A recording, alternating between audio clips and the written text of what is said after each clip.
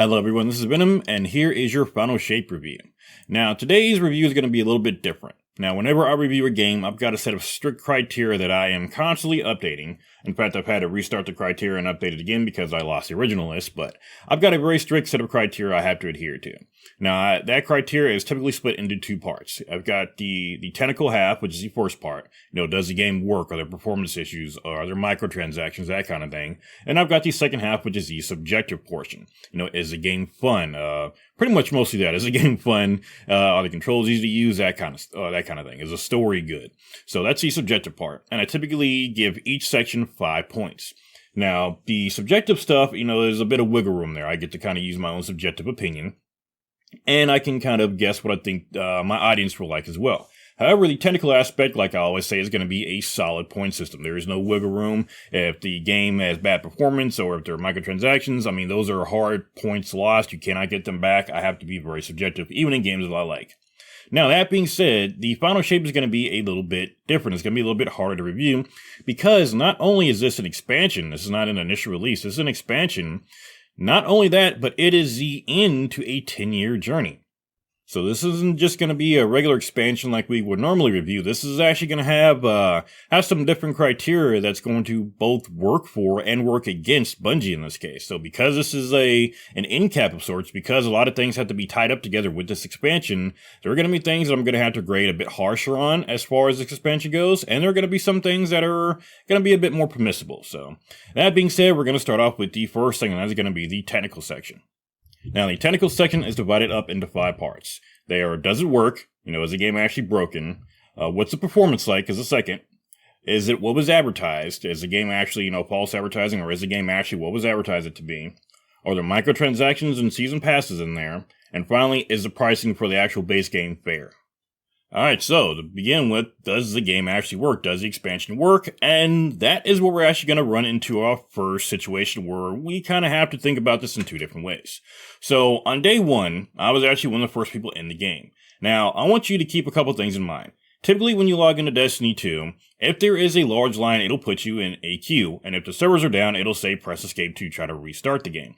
Now, the servers were essentially supposed to open up at noon my time and Central Time. Instead, they did not open up till about an hour and 15 minutes after when they were supposed to. Now, I'm not even 100% sure about that because here's what happened day 1. Day 1, I continuously got to press escape because the servers are down to restart. I got that over an hour and 15 minutes past when the game was actually supposed to launch. Then suddenly it actually let me in the game. I was never in an actual queue. So I'm not sure if there was actually a queue for that or what was going on, but as far as I can see and as far as my perspective went, their servers were down and then suddenly I was in. Now, keep in mind, I was of course watching other live streamers to see what was going on. I myself was live streaming, and as far as I can tell, I was definitely one of the first people to get into the game. So, that being said, even though I was one of the first people in, I definitely had a lot of issues on day 1. Now, loading into anything oftentimes did not work, and in fact, I typically had to load into missions several times to get them to work, and it was even worse because you cannot actually launch missions from the main menu. To launch a mission, you actually had to first load into the open world zone, which would oftentimes not work, and then once you finally got in there, then you would try to launch a mission from there, which would also give you a chance to not work. So it was a very low chance to get missions to launch. My entire day 1 experience was essentially ruined because I always had this looming fear that I was going to get booted out of the game. And in fact, it did actually happen. I actually got through most of the game, even though I spent half my time trying to load into missions. I got to the very last mission and the second to last boss in that mission. Now, throughout the campaign, and this is going to be a bit of a spoiler alert, as you're going through the campaign, you're introduced to more and more mechanics. In fact, it seems as though Bungie put in every mechanic they've ever created into this campaign. And the further along you went, as you did more and more boss fights, you had more and more mechanics during that boss fight. Well, the second to last boss definitely had the most mechanics of any boss I've ever fought before in a campaign mission. It was honestly kind of annoying how much stuff you had to do. Well, as I was getting to the very last damage phase of this one, because again, Bungie keeps health gating enemies, which is a whole other issue, but as I'm about to beat this boss, what happens? I get booted not back to orbit, but I actually get booted back to the title screen. So that is where I actually ended my day. If you go back and watch my live stream, you can actually see exactly what happened. That is still up right now on my channel. It was very, very frustrating, and honestly, it ruined my first experience playing this.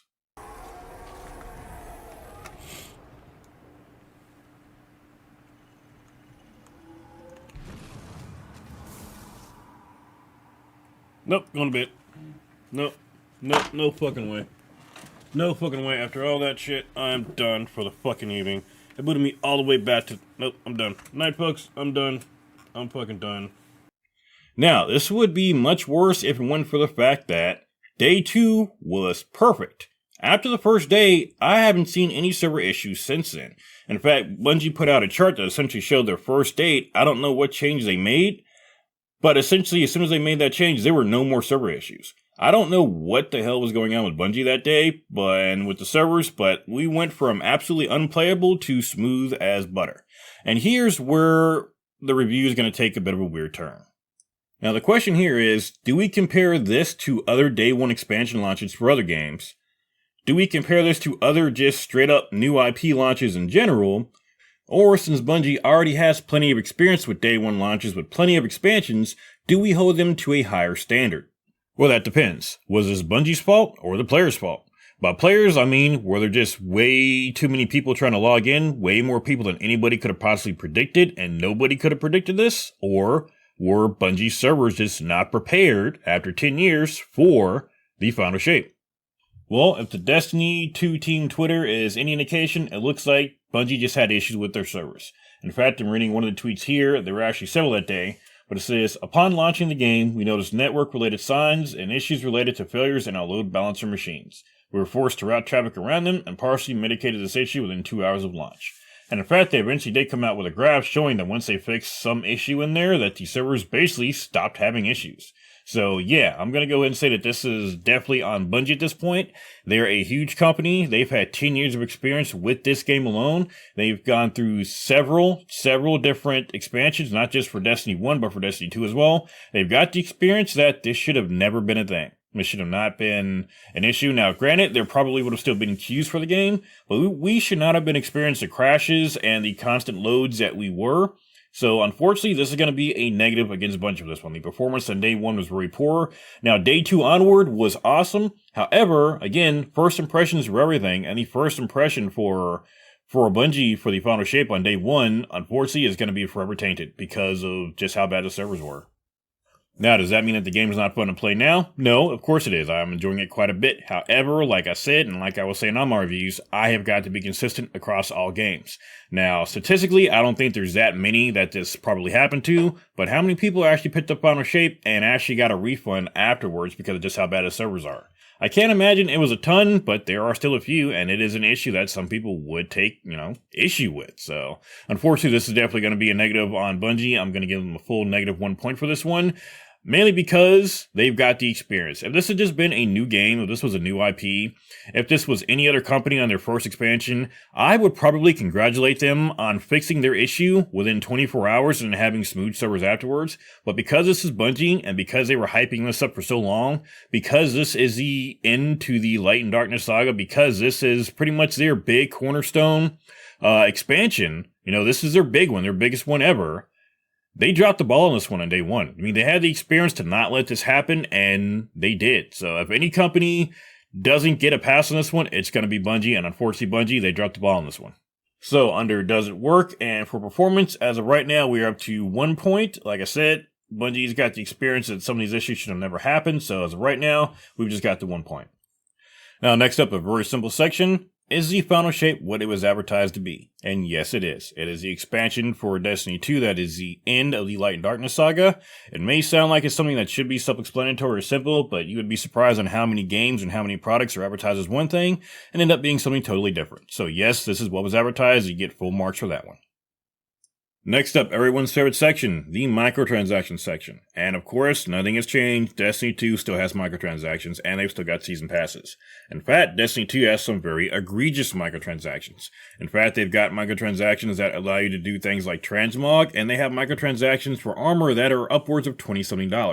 In fact, for some of these special edition armor coming out for some crossover events, such as the Witcher armor sets, it can take up to $60 to get the entire set for all 3 characters. That's as much as the expansion. Actually, that costs more than the expansion because the base expansion for Final Shape is only $50. So yes, unfortunately, you are not be getting any points at all for this one. Granted, this is a live service game. However, that does not matter. Microtransactions in here are completely egregious. I do not like them. Even if it is a game that I happen to like, I'm still wholly against microtransactions. Even if I haven't gotten them myself, I still do not like the fact that they are in there, because the stuff also cannot be earned in-game either. So there are some games where you can actually earn the stuff that you can buy from microtransactions in-game. Unfortunately, that is not the case for Destiny 2. Even for the things that you can earn in-game, oftentimes you get like one piece a week or one piece a season, and they're not even the entire set. It's very slow going at best, and I'm talking you don't even have control over that grind. I do not like it, so unfortunately you're not going to be getting any points of that one whatsoever, although I don't think anyone will be surprised. And then finally, is it a fair price for the expansion? So expansions typically cost anywhere from $30 to $60. This one costs $50 at base. Now, there are other different versions. There are collector's editions. There is the annual pass version. I've already dinged them on having microtransactions and having season passes once already. I can't ding them in two separate sections, so I can't ding them on that. However, like I said, the final shape itself is $50. That is a fair price. And again, that is $50 USD. $50 is not bad for this expansion. It does come with quite a bit, so I'm fine with that price point. As far as the different versions of it, there are none that are really egregious. So overall, I'd say the price point of this is just fine. So coming to the end of the technical section, again, under the does it work? Yes, it does currently work. After the day one, it was fine. For performance, again, it performs just fine. So between those two, we're going to give it 1 full point. Is it what was advertised? Yes, it is. So that's another point. Microtransactions, they get no points for that whatsoever. And is it a fair price? We give it a 1 more point. So as of right now, for the technical, we are a 3 out of 5. Next up, we would talk about the subjective stuff. Is the game fun? How do I like the story? All that kind of thing. This is going to be very, very spoiler heavy. So, if you don't want to hear the spoilers, I'm going to go ahead and give you the score for this section and the overall score now. For everybody else who does not mind spoilers or who has already played it, you can go ahead and stick around in here. I'm going to go ahead and give this a 5 out of 5. It's the subjective stuff. I'm loving it. I give it a 5 out of 5 for story, for everything. This is amazing, and this is a perfect end to Light and Dark Saga. So, overall, I'm giving the final shape an 8 out of 10. It's going to be 3 out of 5 for the technical area. It's going to be a 5 out of 5 for the subjective area, which is going to give us an 8 out of 10 total. That being said, that was your spoiler warning. Let's get into the details. Now, this section is not going to be as edited as the rest of it, because I'm going to just kind of rant about the story on this one, but I'm going to go ahead and say it right now. This was an amazing story. Now, we already knew we were going to beat the Witness one way or another, but the adventure is finding out how we do it. This adventure from start to finish was amazing.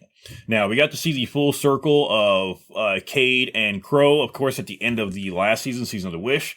We saw Crow going into the Traveler, and we saw him and Cade having a showdown with, Cade getting the upper hand on Crow that time, and Crow, of course, getting his ass handed to him, and then Cade, extending the hand when he realized that he died and he was a Guardian. That was a great end to Season of the Wish, and was a great segue into the final shape. So, of course, we start the final shape, and one of the first things we do is we get to go and meet Cade, which is awesome. He's, of course, a fan favorite. I loved all of that. I loved how Cade basically passed the torch on to Crow as far as the Hunter Vanguard. I love how the story ended, and I love the fact that it wasn't just we are the Guardian and we took out the Witness by ourselves. It was a culmination of everyone in Seoul, all the friendships we made, all the allies we made, all fighting together, and it was amazing. I mean, we had the Vanguard, we had the Cabal with Empress Kaido, we had a House of Light with Mithraxkel, we had, Queen Mara with her Awoken, we even had Sabathun with some of her Loose and Brood. It was amazing to witness this. Now, granted, it was our fire team that separated the Witness from the Light, but it's not our fire team by ourselves that killed the Witness. It was everyone in Seoul fighting together, and I think that solidified our bonds. I mean, canonically, that was amazing. It solidified our bonds, and really, I think it's going to be just great going forward as far as what we have for the future of Destiny. Now, I actually remember in Destiny 2, when it first came out, the Red War, I remember the scenes where Zavala, during the advertising, was actually giving a speech to the other Lightless Guardians right before we stormed the final city to take it back from Gaul. Seeing him give that speech right before the final mission of the final shape, seeing him as a Lightless Guardian, having lost Harsh, giving that speech, having now gained stasis, giving that speech to the Cabal, to the Elixni, to the humans, to the Awoken, to the Hive. Having him as our leader give that speech again brought us full circle again in Destiny 2, and it was amazing to see Zavala, even Lightless, leading the charge in that. Now, that was a very, very powerful moment for me. And what was even more powerful is, whether you like it or not, and this is one that I don't necessarily like because I wonder, like, this lives rent free in my head. What would have happened if Cade wasn't there? The most gut-wrenching moment I've ever had in Destiny was when our Guardian was sitting there clutching our dead ghost and begging the Traveler to bring it back. I mean, I damn near cried during that point. Keep in mind, that release after the World's First Raid, the World's First Raid took about 19 hours, I think, to do. I actually had woken up and they had just finished that. So I very sleepily woke up and I was one of the first Guardians to go through that mission. And I'm telling you, I had just woken up, hadn't had any coffee or barely had any coffee. I was damn near ready to cry at that. Like I'm a grown man. I got no problem saying like that was gut wrenching. I mean, after everything we did, we're just asking the Traveler to bring back our one little ghost. I mean, you raised an army, bring back this one ghost for me. And then Cade shows up and he sacrifices himself to bring our ghost back. Now, there's a lot of implications about that, of course, lore-wise. You know, maybe it was, maybe the Traveler didn't answer us because it knew Cade was going to sacrifice itself. Maybe that was the actual Traveler talking through Cade. Or maybe Cade was basically saying, hey, we're all one. You know, the Traveler, the Ghost, the Guardians. Maybe Cade was basically hinting that, yeah, this is a Traveler helping you out through me. I mean, there's a lot of implications, but it got your emotions, and I really loved it. The entire story itself, I mean, was amazing. I like how they tied up a lot of different loose ends.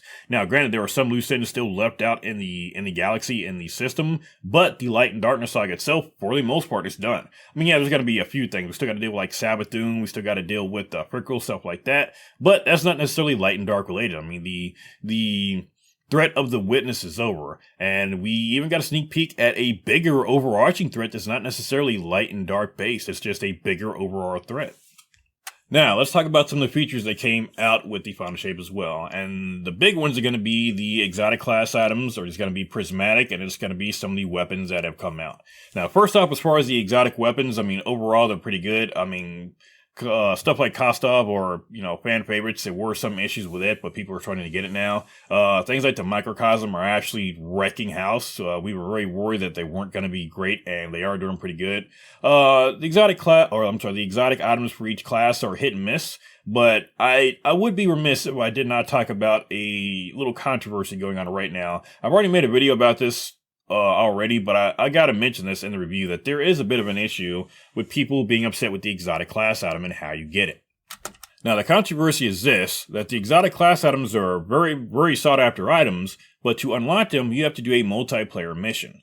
Now, before we continue on, this is not the first time an exotic has been locked behind multiplayer missions. Now, the most notable exotics that are locked behind multiplayer missions are the raid exotics. There are many of them. In fact, one of the most sought after ones, the Eyes of Tomorrow, is one that's locked behind Deepstone Crypt, and it's a very fun rocket launcher that I happen to like. There are a lot of exotic items that are locked behind multiplayer missions. However, people are really upset about the exotic class item being locked behind a multiplayer mission, and it's not even a very big multiplayer mission. I mean, typically they are 3 or 6 man missions. This is a 2-man mission, but apparently this is rubbing a lot of solo players the wrong way.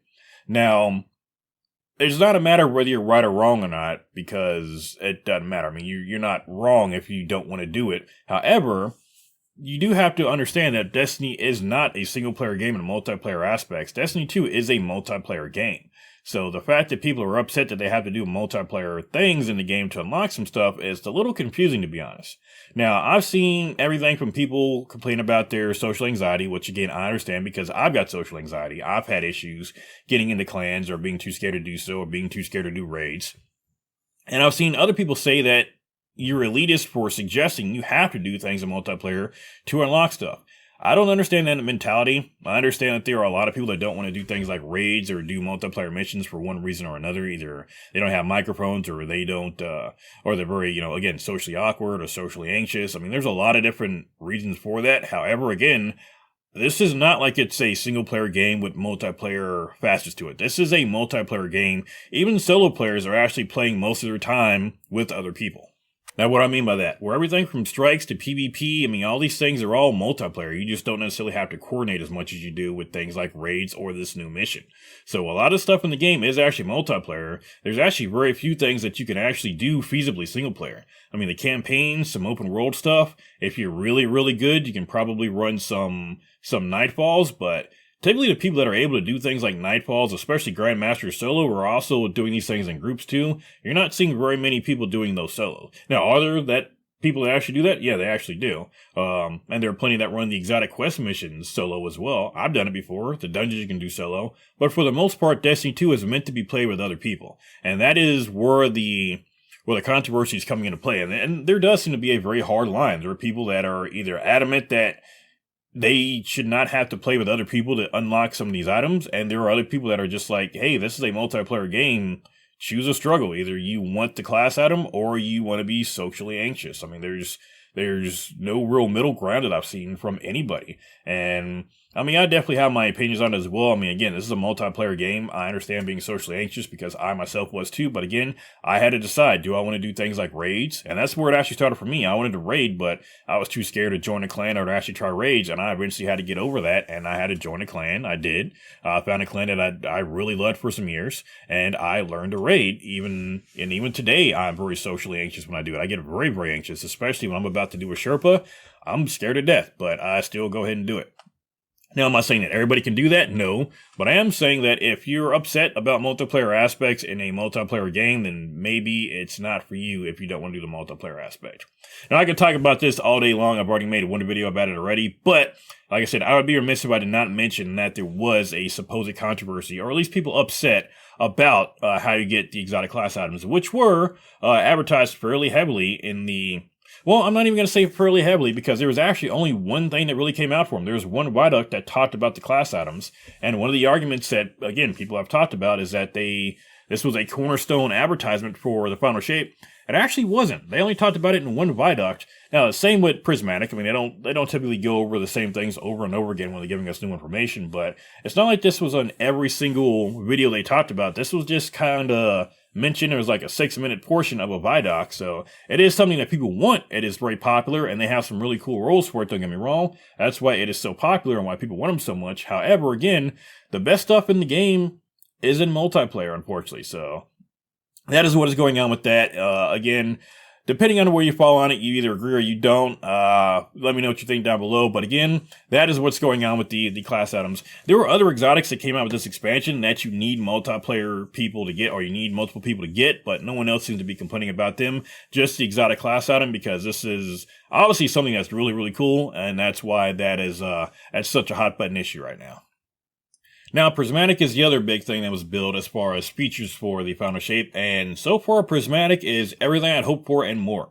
Now, I of course made build videos already before Prismatic ever came out because Bungie was kind enough to give us all the information for the different builds we were going to be able to make, for all the aspects we would have, even the exotic class items we'd be able to roll for. And I'm telling you what, I don't think I'm going to be taking Prismatic off of a few of my classes for quite a while. Now, Prismatic is quite strong, don't get me wrong, and I am enjoying using it, but, and this is one thing I was worried about before, Prismatic is not going to take over these spots of some of the other builds as well. For Grandmasters from a Hunter, for example, I'm still going to be running my pure Void build with my Omniaculus. However, I am having quite a bit of fun playing the campaign and playing some of the side missions using Prismatic, and it is a very, very fun build that I'm only just getting to scratch the surface on.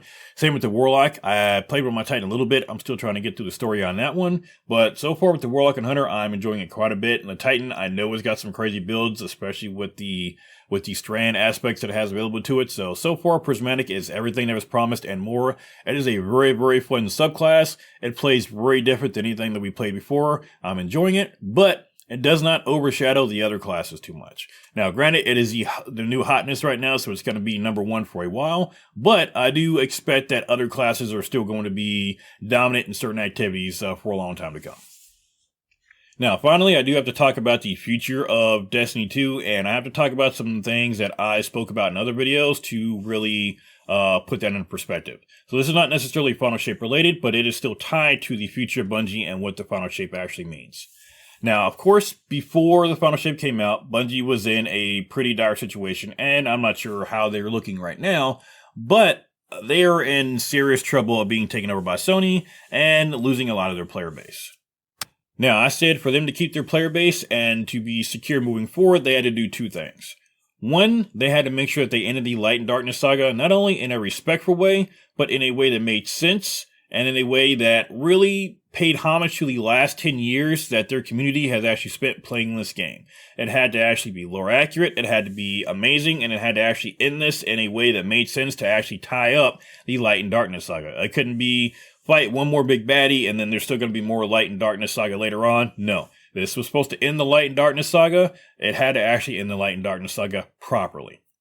2, they had to actually give us a reason and something exciting to look forward to going forward to keep us around. Otherwise, people are going to play the final shape and then they're going to get that final story beat and then they're going to drop off, because that is a good hard spot to drop off if you want to stop playing Destiny 2 and you've been following the Light and Darkness saga up to this point.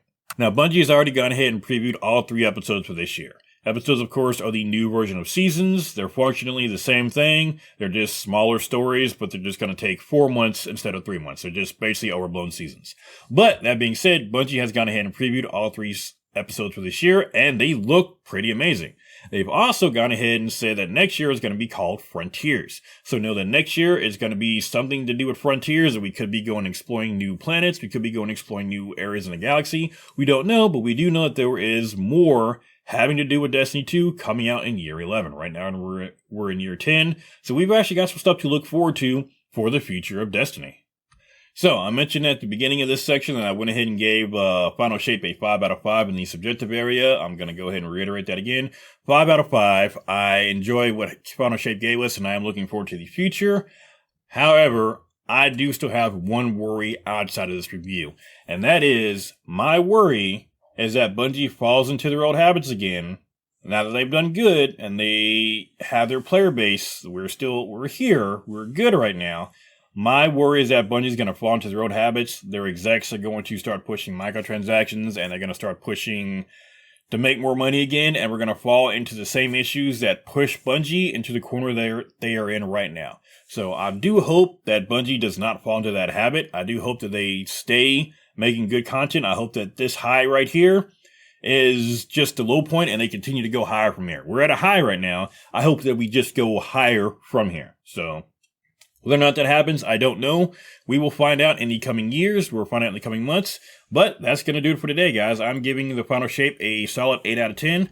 Again, we're going to get a 3 out of 5 in the technical section. We're going to give it a 5 out of 5 in the subjective section. I'm enjoying this. I'm playing it right now. The only thing I have not done so far is done the raid. I know I'm making a review without having to do the raid. It is what it is. I've watched it plenty of times. We have just not completed it yet, but everything is still pretty fun. I don't have any solid complaints after day 1, because day 1 was a nightmare. But after day 1, I have got no real solid complaints about the game and the state of it right now. I am still looking forward to continue to play it, and there are still secrets we haven't even found out about the Final Shape yet, so that's going to do it. 8 out of 10. I do recommend this if you were a Destiny 2 player. If you were not, you can still probably pick it up. I'd say I'm only hesitant because you may not understand everything going on with the story. You may have to watch some catch-up videos to understand why Final Shape is so important. That is the only thing that is a bit awkward, is that Final Shape does not necessarily stand alone as an expansion, but a lot of games don't.